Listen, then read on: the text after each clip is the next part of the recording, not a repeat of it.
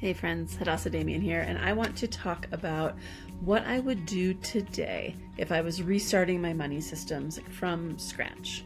And I want to talk about attitude, accounts, and actions. So hopefully you can take some useful things away from this little video. So I want to talk about attitudes because you got to stay sane, you got to stay grounded, and also stay ahead of what's going on. Keep your head in the game without getting lost in it. You know, like it's not all about money, but you got to have a mindset for it. I want to talk about 5 different types of accounts that I would make sure that I set up, and 5 actions, 5 things that I would do, all of which I do today. But so if you are thinking about how to reset or restart how you do money, or if you're getting going, like kind of wrapping your arms around it, this is for you. So let's go. So first off, attitude.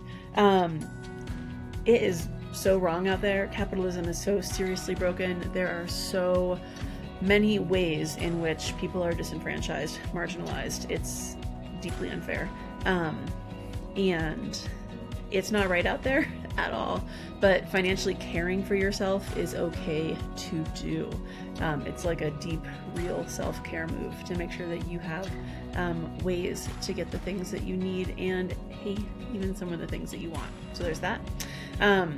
I would really reset some of what my thinking was when I first started trying to figure out jobs, and say things to myself like, there is a well-paying role that I like and that I want to do, and it exists. It's the sweet spot. I might not get there eventually, but it is possible. It is real. That doesn't mean that it's like instantly available for all of us, but it does mean that if I try to imagine that it could be out there, it's more possible that I could find it. A well-paying role that I like and that I want to do exists. Another attitude, paid jobs are only part of what makes life fun. When am I having fun? How can I have more of it? Am I with people? Am I making art? Am I with various community groups? Am I in activism? Like, what am I doing that's not my paid job, so that I'm not so alienated in the grind for the man, right? That's not it. That's not life. Attitude. Ideally, I can make money without time. So if you're working a more corporate type job, that might be like stock options, restricted stock units, like getting some of their money. But maybe that is intellectual property, IP. Maybe that's making patents, putting royalties out there, or getting royalties, excuse me, for books or creative work that you've done. How can you do some work early so that later you can just reap some money from it? Noodle on that one. And then final attitude.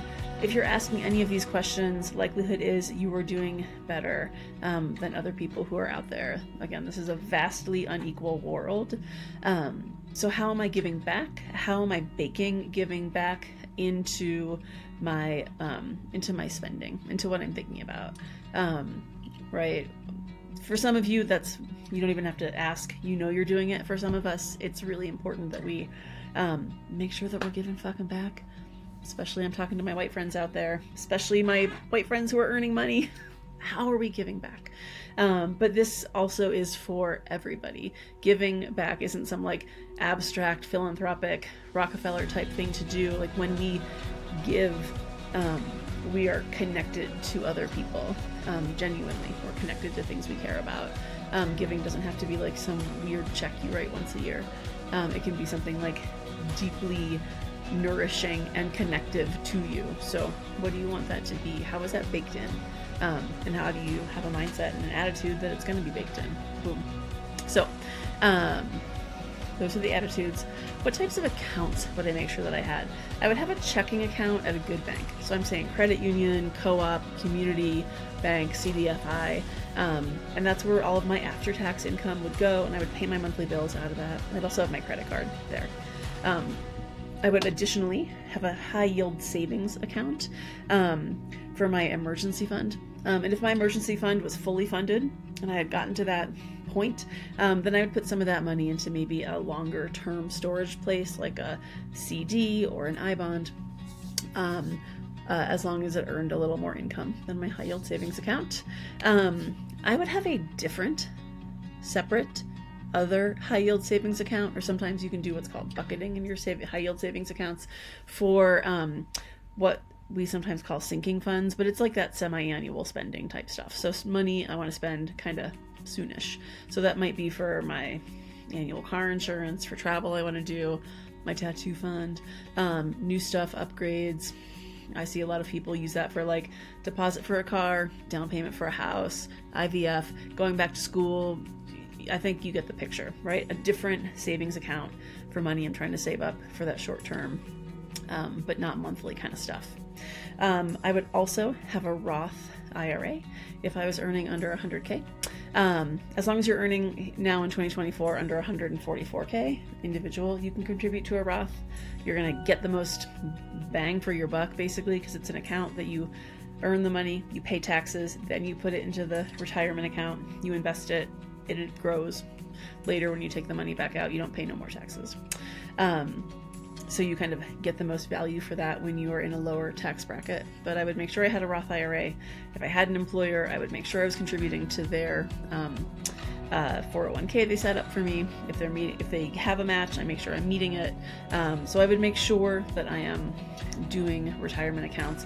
But in particular, first starting out, earning on the kind of under 100k, have a Roth IRA. I would also, if I had any other money kicking around that I like wanted to use for maybe longer purposes, I would have it in an investment account, not a retirement account, not a high yield savings account. And I would use a robo-advisor that is going to build an investment account for you. I would choose an impact portfolio focused on new energy. So there's ones you can find that are focused on like solar and batteries and like the future of making things work that isn't oil. And I would, any money that I want to have available kind of maybe on the like 10-year, 7-year, I'm not sure-ish money I don't think I need in the next 5 years, I would put in there. So for me personally, I have a fund to someday start working on converting a like a campground or a motel. That'll happen at some point, I hope. That's in like a longer term investment account. So these are my 5-ish kind of accounts: checking account, high yield savings account, different high yield savings account, retirement account, and investment account. Okay, friends. Obviously this is assuming that you're like earning enough money to like squirrel it to all these different places, right? So one of the things that you're thinking about is in our actions. So first, one of the actions that I'd be doing is moving money to savings and investing automatically. I would not let it linger in my checking account. I would schedule any of these automations for like a day or two after pay hits my checking account. If I worked for myself and I'm responsible for my own money, I might do it manually, or I might just be really diligent about when I move money to pay myself from my business account, separate from my credit union personal spending account, and then I could still have my automations going. The less you have to think about with your finances, the more brain space you have for like real life. Okay, that's just what's up. I would pay all my bills and credit card on auto pay and pay off my credit card every month. Obviously this is in an ideal world. Sometimes we get stuck and we don't have enough cash on hand and we put stuff on our credit card we can't pay off every month, and then we can't have it set to auto pay. But if you're like in a scenario where you're using a credit card for things you would normally be buying that are within your monthly income spending limits budget, and you're just like trying to get points and stuff, if you pay it off every month, you're going to build great credit, and you're not going to end up giving the credit card companies extra money. Hey. Definitely paying bills on auto pay is the shit, because then you don't forget. I always like to tell people, if you know you're going to pay it anyway, consider putting it on a credit card. So this might be like your cell phone, Netflix or Apple TV, things like that. Stuff that is generally small enough that you know you can pay it off every month, so you're not going to get stuck in debt on it, and you're building credit while you're doing it. So back to this, like, how do I build this whole system while I'm still trying to figure out how much money I have? every 3 months, I think it is helpful to do a quick look back and look ahead. So what money did I earn? What came in? And then what do I expect is coming in the next 3 months? Like, especially if you earn kind of atypically, or you have a bunch of jobs, or your money is like variable, it can be really helpful to do this look back, look ahead. What did I think was going to come in over the last 3? What actually happened? What do I think is going to come in over the next 3? What gigs do I have booked? What's coming up that I need to spend money on? Is there a trip I'm trying to go on? Are holidays coming up? Do I think I have enough money coming in, or enough money that I'm like putting into my savings to pay for this stuff? Do I need to maybe take another gig? Do I need to maybe cut back spending temporarily so that I can get some other thing that I'm trying to have?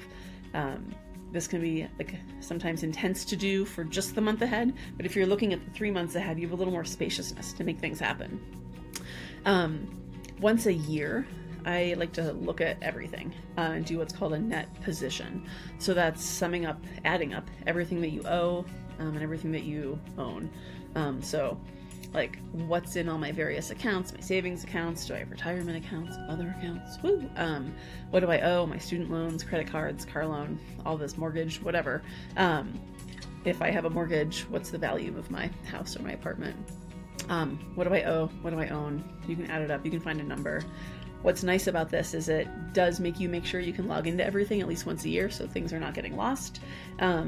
It also gives you one number to track around. And so it starts to simplify the like billion numbers that can sometimes feel like they're flying around with money.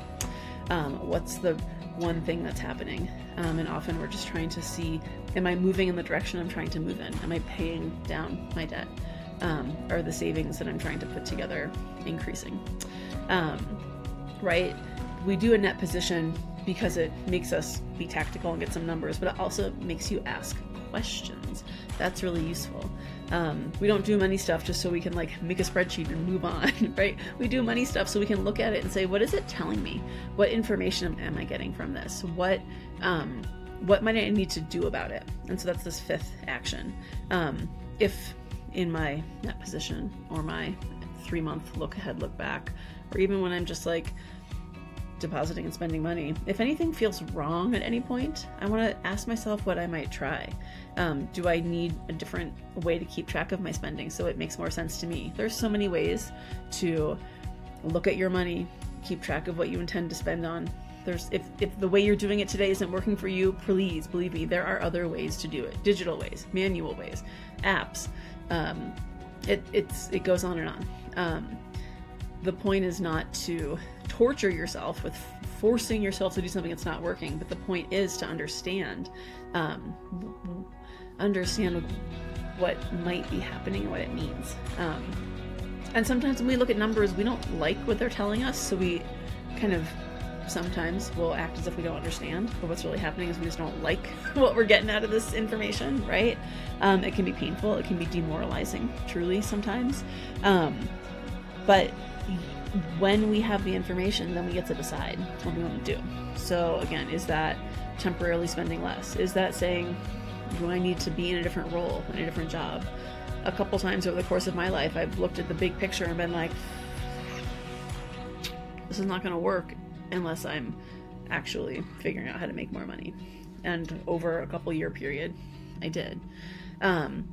So, like, never trust overnight success, but also change is possible, right? So the actions I would take, I would have set up automatic savings and investing. Even if you are like saving $50 at a go, something automated. I would pay as much as I could on auto pay so I could have to remember less. Every 3 months I would look forward and look back. Once a year I would sum up all the numbers, and whenever I'm engaging with the numbers, I would ask myself, if something feels wrong, what might I try? So friends, that is my very, very whoopsie quick money restart summary. The attitudes, the actions, and the accounts that I would put in place for myself.